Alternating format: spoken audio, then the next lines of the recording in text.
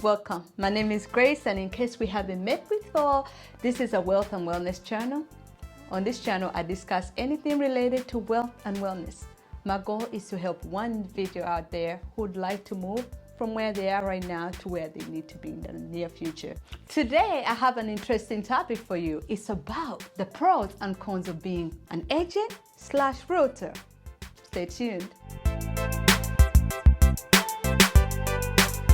Point one, as an agent, I get to help lots and lots of people.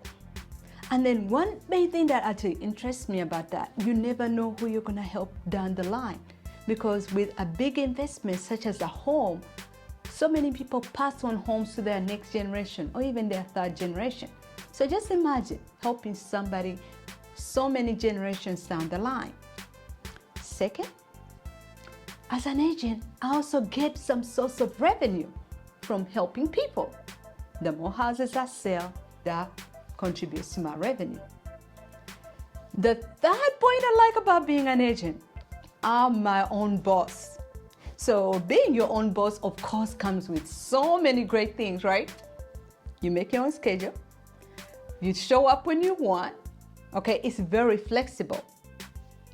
Who doesn't want flexibility? I certainly do. However, you have to also think about being responsible and making sure things are done because you're your own boss.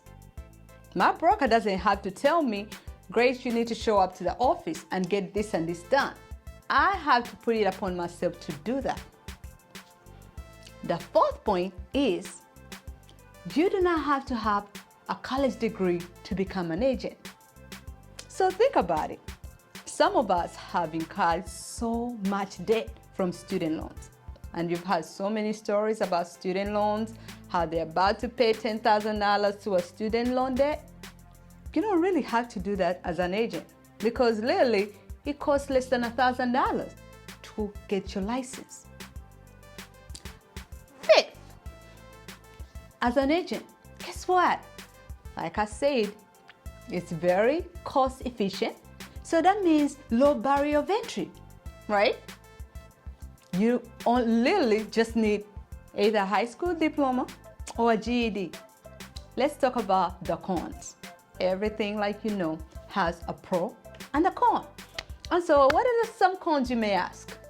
One, it is very transactional. What do I mean by transactional? If you don't make sales, you don't get paid. Our commissions are literally based on closing a transaction. So the more deals you have in your pipeline, also making sure those deals end up at the closing table is paramount. The second thing is real estate comes with a lot of emotion. Think about it. This is like one of the biggest investments in somebody's life. With that comes a lot of emotion. So as agents, we have to always have that in mind. So many times, this is probably the only biggest investment somebody might make. So we have to walk them through the process. We have to make them understand that it's not going to be easy, okay? And also making that big decision might not be easy. So we have to make sure we are prepared for that, having all that emotional turmoil. Sometimes people seem to want to back out at the last minute. So being prepared for that and also preparing our clients ahead of time before we get to that closing table is very important. The third thing is lots of unpaid hours. You can't imagine how many hours we work behind the scenes because you're making sure all this paperwork is done. You're making sure doing research before we actually show the property. Even after we show the property, all the negotiations that go on, that's all taking time. Making all these phone calls, making sure everybody does what they're supposed to do, when they're supposed to do it, keeping up with timeline. All that takes time, okay? So lots of unpaid hours, but that also comes with entrepreneurship. The fourth thing is this market is very saturated.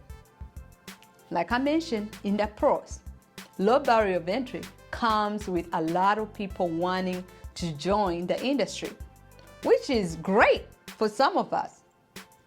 I love when people want to do what's best for them. However, most times people join the field and they don't know all the pros and the cons.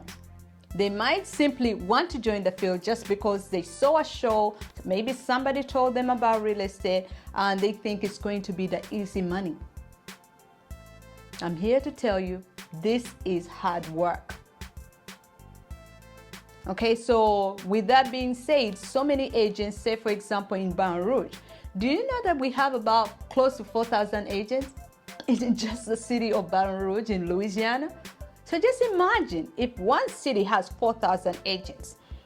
Compare that to the rest of the state and then to the rest of the country. It's very oversaturated.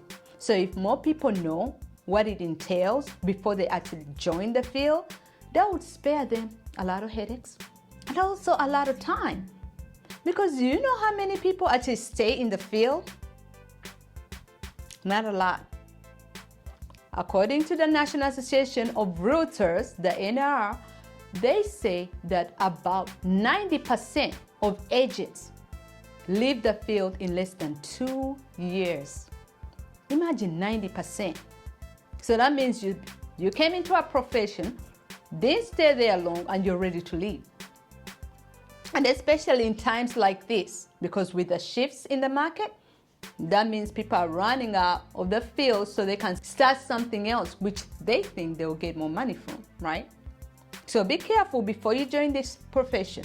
Know the cons and the pros, and also consider what your goals are before you continue in this field. Fifth, okay, this is one of the most important ones, patience. This field, if you don't have patience, you won't be successful. Reason being, you never know when a transaction might close. I say this field, particularly as an agent, in January. Do you know I just recently closed a deal and this took me 7 months? So just imagine, say for example, you have bills. If you have bills, you have so many things you have to do, you have to take care of your family. If you're waiting 7 months, that can be discouraging. No wonder so many people leave, okay, before the 2-year mark. So make sure you have so much patience. And if you don't have that patience, work on your patience. I'm still working on my patience, y'all. So this takes a lot of patience, but with all that patience also comes you wanting to serve. Because if you come in this field knowing what your goals are, that you're here to serve, it's not about a paycheck, that will do wonders for you.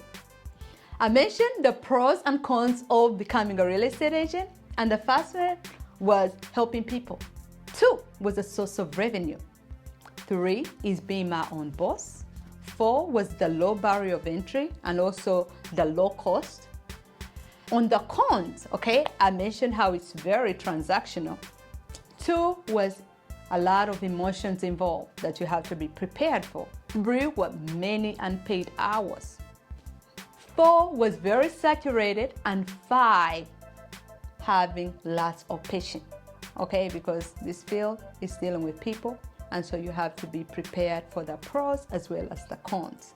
And thank you again for watching. I hope this helped you, and before you consider moving into this field, please review these pros and cons and evaluate and see what helps you before you become an agent.